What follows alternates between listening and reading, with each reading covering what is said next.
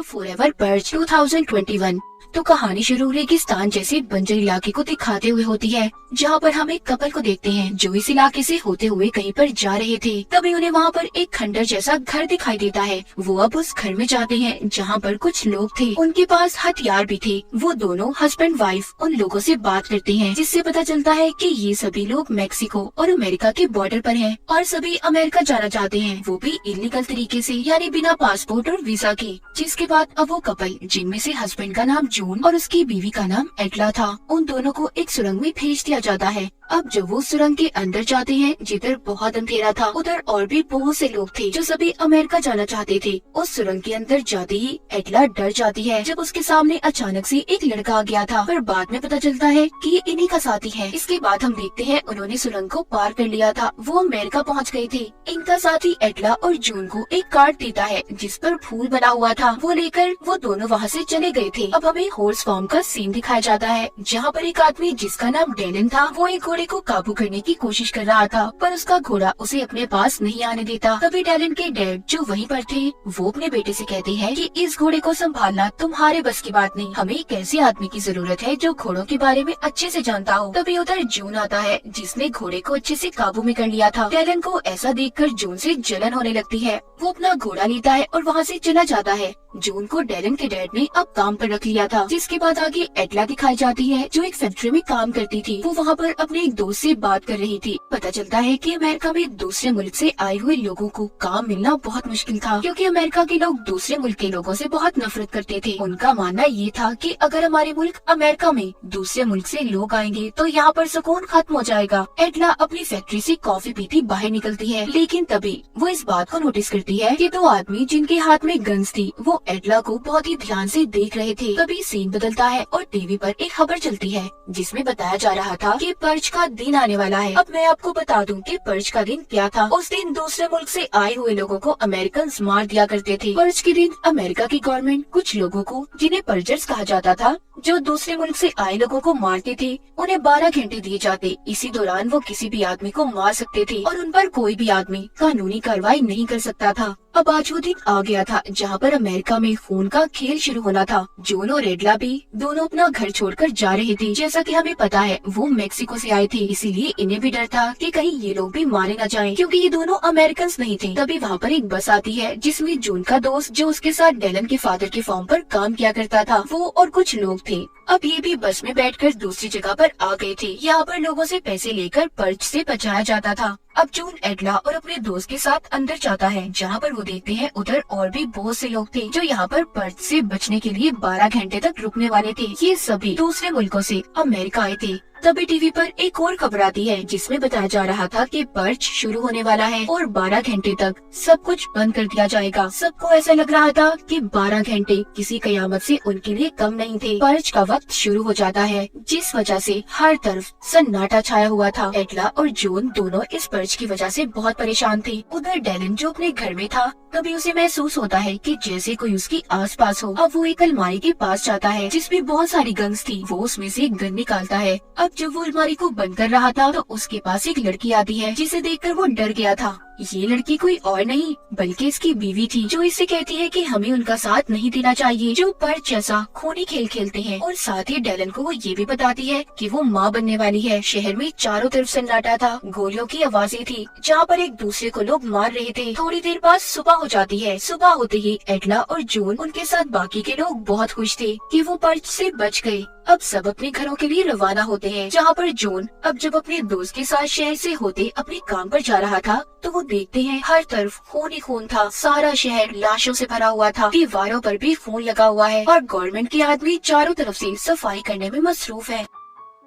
एटला भी अपनी फैक्ट्री में आ जाती है, पर वहाँ भी अभी तक कोई भी नहीं आया था। उधर डेलन भी अपने फार्म के दरवाजे खोलता है। तभी अचानक से उसके सामने एक आदमी आया था, जो दिखने में काफी खौफनाक लग रहा था। तभी उसके सामने 4 और लोग आते हैं, जिन्होंने चारों तरफ से डेलन को घेर लिया था। वो उन्हें देखकर काफी परेशान हो जाता है। एटला को देखते हैं, जो एक पिंजरे में बंद बकरी को खोल रही थी। अचानक से वो खुद ही उस पिंजरे में फंस गई थी। वहाँ पर भी कुछ लोग आ गए थे, जिन्होंने खरगोश जैसे मास्क पहने हुए थे। वो एटला को मारने वाले थे। तभी उधर उसका दोस्त आ जाता है, जो उसके साथ काम किया करता था। वो एटला को उनसे छुड़वाता है। अब ये दोनों मिलकर उनका मुकाबला करते हैं। दरअसल ये लोग जो एटला को मारने आए थे ये सभी पर्जर्स थे जो अभी भी लोगों को मारने का काम कर रहे थे, और एटला और उसका दोस्त उन्हें मार देते हैं। तभी उधर पुलिस भी आ गई थी जो दोनों को पकड़ लेती है क्योंकि अब पर्ज का वक्त भी खत्म हो गया था। उधर डेलन के फॉर्म में जो लोग आए थे वो भी पर्जर्स थे। उन्होंने डेलन की पूरी फैमिली को बांध दिया था क्योंकि उनका कहना ये था कि डेलन और उसकी डैड दूसरे मुल्कों से आए हुए लोगों को काम पर रखते हैं। जब उन्होंने डेलन के डैड के सर पर गन रखी थी और उसकी बहन को भी मार रहे थे, तभी उधर जॉन और उसका दोस्त आते हैं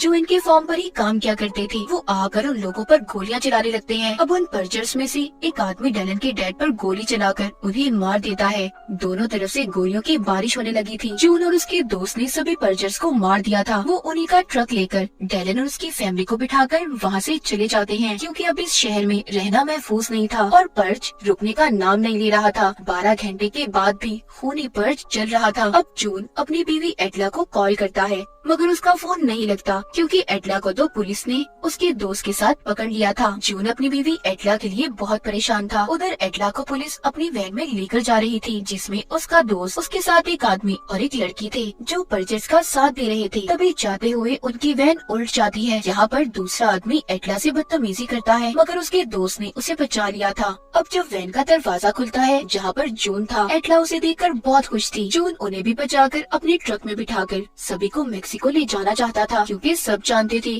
कि ये वहीं पर रहकर महफूज होंगे। ये जाते हुए रास्ते से एक फ्यूल स्टेशन पर भी रुकते हैं और वहाँ से अपना कुछ जरूरत का सामान लेते हैं। जून सबसे ये कह रहा था कि ये जगह उनके लिए महफूज नहीं है क्योंकि ये शहर के नजदीक है और यहाँ पर कुछ भी हो सकता है, इसीलिए हमें जल्दी यहाँ से निकलना होगा। तभी ये सब रेडियो पर खबर सुनते हैं कि हर तरफ शहर में पर्ज फैला हुआ है, लोग एक दूसरे को मार काट रहे हैं और ये खूनी खेल रुकने का नाम नहीं ले रहा। इसलिए दूसरे मुल्कों ने अपने बॉर्डर को 6 घंटों तक खोलने का फैसला किया है ताकि जो भी दूसरे मुल्कों से अमेरिका गए हैं वो वापस अपने मुल्क में आ जाए, जिससे उनकी जान बच सकती है। पर मेक्सिको का बॉर्डर बहुत दूर था, लेकिन अब इनके पास कोई और रास्ता भी नहीं था कि ये पर्ज से बच सके। इसलिए ये सभी अपने ट्रक में बैठकर मेक्सिको के लिए रवाना हो जाते हैं। जब ये अंधेरे में अपने ट्रक को ले जा रहे थे तो इनके पीछे कुछ बाइक्स लग जाती हैं। जो पर्जर सीखी थी वो इनके ट्रक के पास आकर गोलियां चलाने लगते हैं। ये सभी डर गए थे क्योंकि इनके पास मुकाबले के लिए कोई हथियार नहीं था। डेलन की बहन उनको वहाँ पर एक झंडा दिखाती है जो पर्जर्स का ही था। इसका मतलब कि ये भी उन्हीं की तरह है, इसीलिए वो लोग झंडे को देखकर वापस चले गए थे। आगे ये लोग अब एक शहर में पहुँचते हैं जहाँ पर चारों तरफ गोलियां चल रही थी। अब वो लोग अपने ट्रक से निकलकर आगे बढ़ते हैं। हर तरफ लाशें पड़ी हुई थी मगर तभी उन्हें कुछ लोगों ने पकड़ लिया था। वो सभी पर्जर्स ही थे। तभी वहाँ पर पुलिस आ गई थी जो सब पर गोलियां चलाने लगती है। इसी बात का फायदा उठाकर जून एटला के साथ ही वहाँ से बचकर निकल जाते हैं मगर एटला और डेलन की बीवी अपने ग्रुप से अलग हो गई थी। एटला को एक रोज का निशान नजर आता है। अब वो उस जगह पर जाने लगती है मगर डेलन की बीवी उसे रोक रही थी। वो कहती है पहले हमें अपने हस्बैंड्स को ढूंढना होगा। एटला उसकी नहीं सुनती और अंदर चली जाती है। वो डेलन की बीवी से कहती है कि दूसरे मुल्क से आए लोग अपने मुल्क के लोगों की मदद करने के लिए कोई निशान छोड़ते हैं, शायद हमें भी यहाँ पर कोई मदद मिल जाए। तभी उधर 2 आदमी आते हैं जिन्होंने इन दोनों पर गन कर ली थी मगर जब एटला उन्हें बताती है कि वो यहाँ पर रोज के निशान की मदद से आई है तो वो दोनों रुक गए थे क्योंकि वो मेक्सिको से आई थी। वो अपने लोगों की मदद करना चाहते थे। अब वो उन्हें एक जगह पर लेकर आए थे। वहाँ पर एटला देखती है उधर बहुत से लोग हैं जो पर्ज से अपनी जान बचाकर वहाँ पर आए हैं। उधर वो अपने हस्बैंड जून और एटला को भी देखती है। दोनों एक दूसरे से मिलकर बहुत खुश थे। इसके बाद टीवी पर खबर चलती है कि पर्जर्स ने आर्मी पर भी हमला कर दिया है और बहुत से शहरों को बर्बाद कर दिया है और आर्मी पर हमले की वजह से आर्मी को बॉर्डर से हटा दिया गया, जिस वजह से सभी मुल्कों ने अपने बॉर्डर्स को भी बंद कर लिया है। सभी खबर सुनकर बहुत परेशान हो गए थे। तभी वहाँ पर एक औरत अपने एक साथी को जो मेक्सिको में रहता था उसे कॉल करती है ताकि वो आकर उनकी जान बचा सके। अब जब सभी वहाँ से जाने वाले थे तभी उधर एक गाड़ी आकर रुकती है जिसमें वही आदमी था जिसको उस औरत ने मदद के लिए बुलाया था। अब वो सभी उसकी गाड़ी में बैठकर वहाँ से जाने लगते हैं मगर तभी इस बात की खबर पर्जर्स के लीडर को भी हो गई थी। अब वो सभी गाड़ी में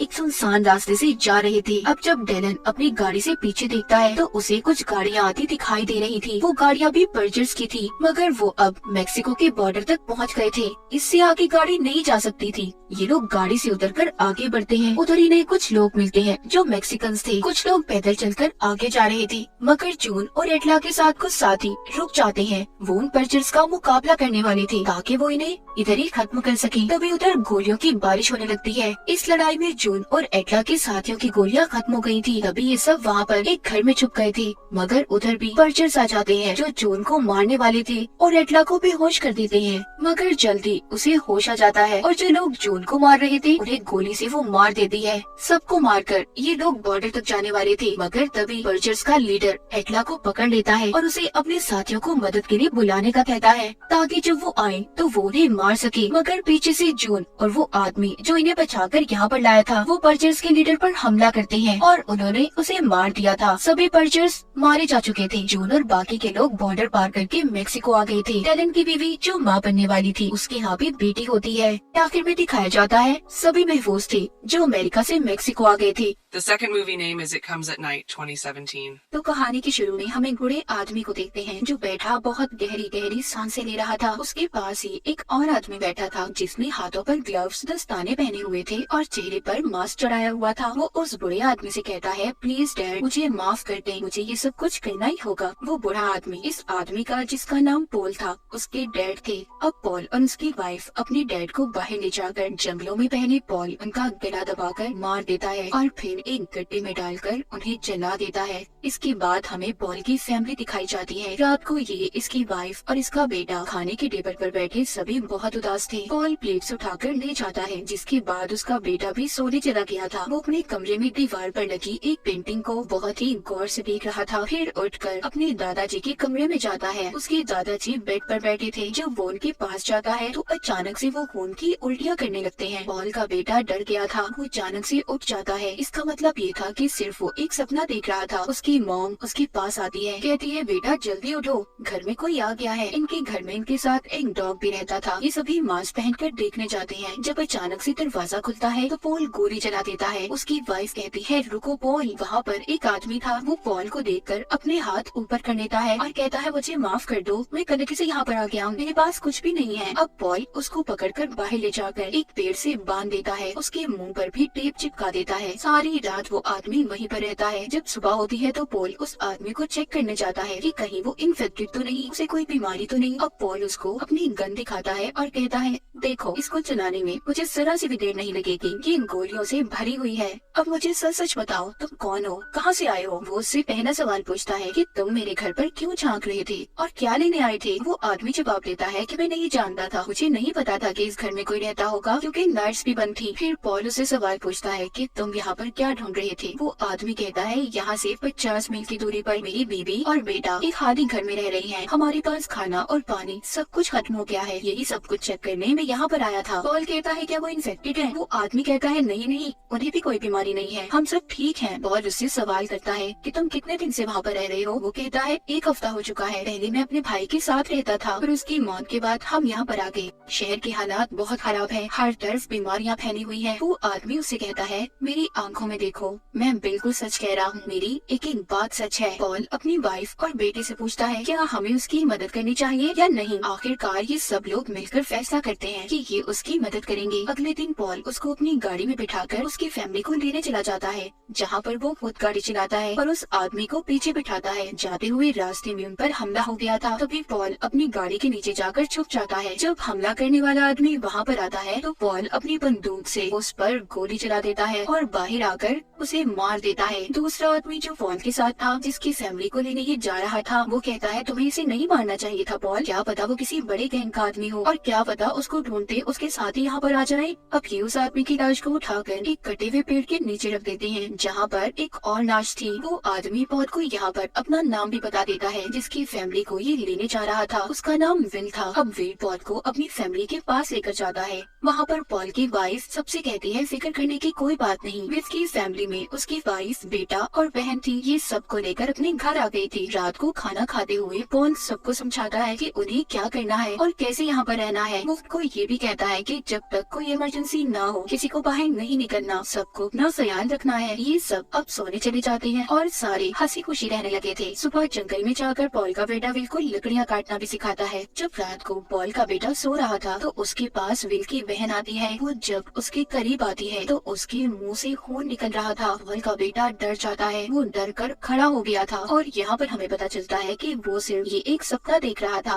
अब ये बाहर जाता है जहाँ पर विल की बहन बिल्कुल अकेली बैठी थी। ये उसको बुलाता है तो वो डर गई थी। अब दोनों बैठकर बातें करते हैं। विल की बहन बताती है, तुम जानते हो मुझे केक, कुकीज, आइसक्रीम बहुत पसंद है। तो पॉल का बेटा कहता है, नहीं मुझे नहीं पसंद। जिस पर वो कहती है, बड़े अजीब हो तुम, तुम्हें मीठा नहीं पसंद। ये दोनों यहाँ पर बैठकर बहुत सारी बातें करते हैं। फिर दोनों एक दूसरे को गुड नाइट बोलकर सोने चले जाते हैं। अगली सुबह पॉल का बेटा उसे कहता है कि डैड ये लोग बहुत अच्छे हैं। तो पॉल कहता है, देखो बेटे ये बात याद रखना कि जो नजर आता है जरूरी नहीं वही सच हो। तभी उनका डॉग जोर जोर से भौंकने लगा था और जंगल की तरफ जा रहा था। पॉल का बेटा उसके पीछे जाने की जिद कर रहा था, पर वो अपने बेटे को समझाता है कि देखो हमें घर चलना चाहिए, उसे घर का रास्ता मालूम है, वो खुद ही आ जाएगा। रात को जब पॉल का बेटा सो रहा था तो अचानक से उसकी नींद खुल जाती है। जब बाहर जाकर देखता है विल का बेटा अकेले एक कमरे में सो रहा था। ये उसे उठाकर उसके कमरे में छोड़कर आता है, पर जब वो अपने कमरे में वापस जा रहा था तो उसे मेन दरवाजे से आवाज़ें आती है। ये जल्दी से जाकर अपने मॉम डैड को जगाता है और कहता है कि जाकर देखें बाहर कोई है। अब पॉल और उसकी वाइफ मास्क पहनकर देखने जाते हैं। दरवाजे पर इनका डॉग था जो मर चुका था, वो भी इन्फेक्टेड था, किसी बीमारी की लपेट में था। पॉल का बेटा अपने डॉग की ऐसी हालत को देखकर बहुत रोता है, पर पॉल अपने बेटे को डांटकर जाने का कहता है। अब ये अपने डॉग को भी एक गड्ढे में डालकर जला देते हैं। जब रात को ये सब लोग इकट्ठे बैठे थे तो यहाँ पर इन्हें पता चलता है कि विल की फैमिली इन्फेक्टेड है। मतलब यहाँ पर विल इनसे झूठ बोल रहा था। पॉल जानकर ये फैसला करता है कि विल की फैमिली अब इनसे अलग रहेगी। जब रात होती है तो पॉल का बेटा गुजरते हुए विल के बेटे के रोने की आवाज को सुनता है। ये जाकर अपने मॉम डैड को बताता है। पॉल उठकर विल के पास जाता है और उसका दरवाजा खटखटाने लगता है, पर वो दरवाजा नहीं खोलता। उसका बेटा इन्फेक्टेड हो गया था, वो भी बीमारी की लपेट में था। वो जानता था कि जैसे ही वो दरवाजा खोलेगा पॉल उसको मार देगा, क्योंकि इसकी फैमिली इन्फेक्टेड हो गई थी। विल अब बाहर आता है, पॉल से कहता है, प्लीज हमें कुछ मत करो, हम यहाँ से चले जाएंगे। पर जैसे ही विल बाहर निकलता है वो अपनी फैमिली के साथ जाने लगा था। पॉल उसको गोली मार देता है। बैठी विल की वाइफ बहुत रो रही थी। फिर जिसके बाद पॉल उसकी वाइफ, बहन और बेटी सबको मार देता है। उधर पॉल का बेटा भी इन्फेक्टेड हो गया था। कुछ दिन के बाद वो भी मर जाता है। मतलब विल की फैमिली की वजह से पॉल ने अपने बेटे को खो दिया था। हमें इस कहानी में ये नहीं बताया गया कि ये वायरस कहाँ से आया था और क्यों सबको इन्फेक्ट कर रहा था, क्यों बीमार हो रहे थे सब। बीमारी भी ऐसी खतरनाक कि बचने का कोई रास्ता ना हो। शहर में बीमारी फैलने की वजह से ये लोग जंगल में आकर रहने लगे थे, पर बेचारे वहाँ पर भी नहीं बच पाए। अब बचे थे पॉल और उसकी वाइफ। अब सवाल ये था कि क्या वो ज्यादा देर तक जिंदा रह पाएंगे। और इसी के साथ ही कहानी यहीं पर खत्म हो जाती है।